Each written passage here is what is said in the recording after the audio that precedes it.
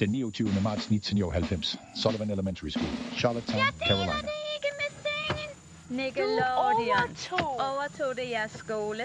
Jeg tror Det var ikke. vildt. Robert Red i 5. klasse. Vi vandt denne konkurrence, og pludselig dukkede Nickelodeon op. En dag, herr Troldmand.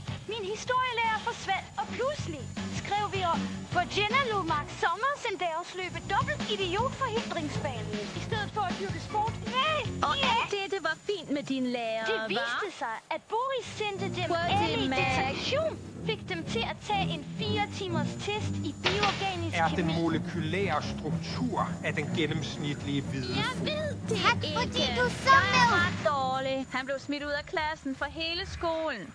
Annie, du har set alt for meget Nickelodeon. Nick tog over din skole. Det kunne aldrig ske. Ej, tag jer over din skole. Var præsenteret af Post Pebbles og Honeycomb.